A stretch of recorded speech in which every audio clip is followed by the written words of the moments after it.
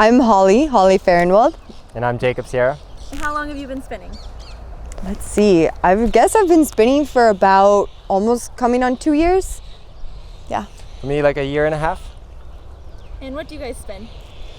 I like to spin a little bit of everything, but my favorites are the dragon staff and poi as of right now. Contact staff addict over here and learning poi at the moment.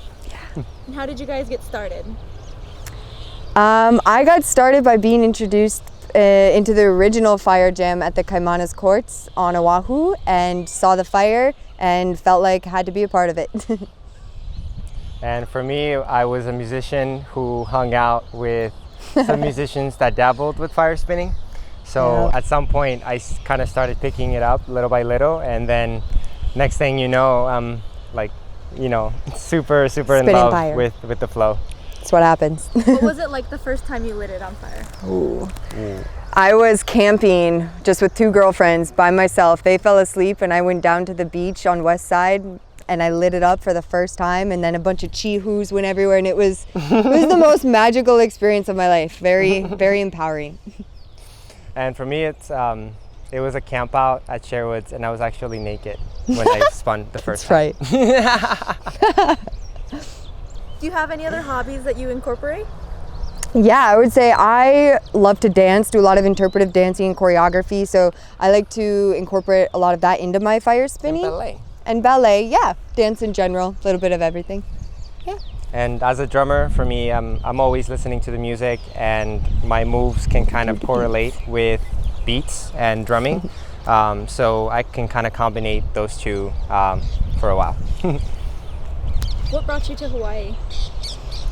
Originally, I like to say a calling, but it was part school, part just a feeling, wanted to come here and study.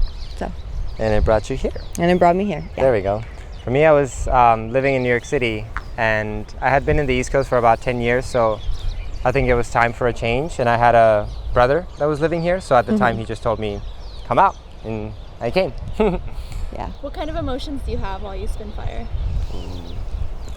Definitely, I have a lot of releasing emotions as well as empowering. It's a constant state of flow, I would say, of like letting go of things, but also incorporating a lot of new things and new emotions. So excitement. For me, I would say one that has prevailed as of recently is the ability to slow down and to be aware of my breath and how that correlates with my moves. Yeah. What kind of advice would you have for anyone who wants to start? Just do it. Honestly, I think so many times we see something and we really want to do it, and we just kind of ask around and tiptoe around, and literally all it takes is just order a staff, get a staff, and just practice, try it. You never know.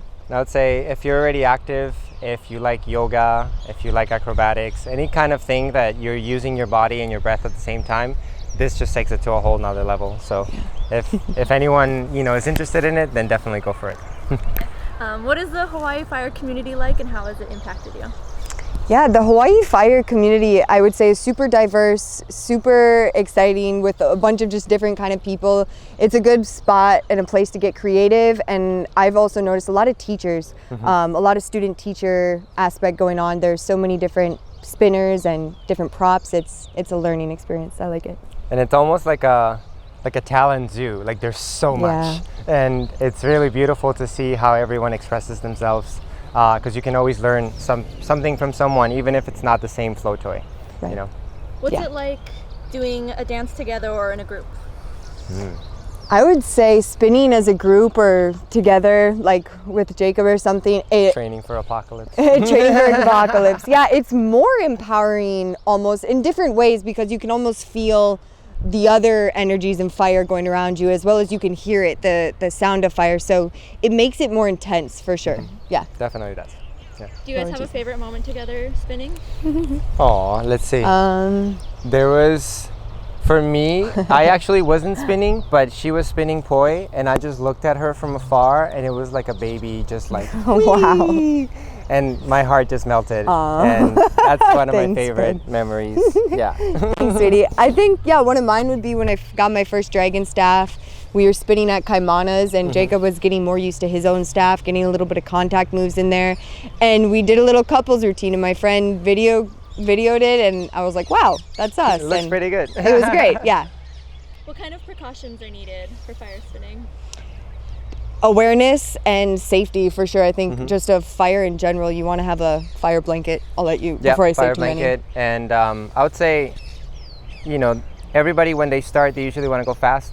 And I've realized you actually want to go slow first so that then you can go fast. Yeah. So definitely in terms of safety, you know, don't take it as fast as you haven't done it in practice. Right.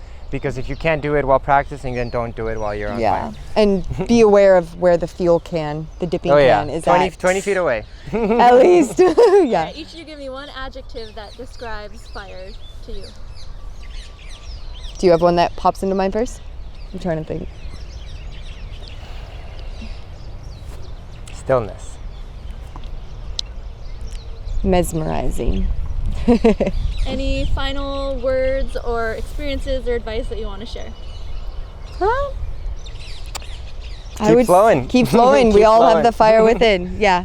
Okay, one cute little kiss for the camera. Awesome. Yay! Thank you. Thanks, guys. That was awesome. Nice.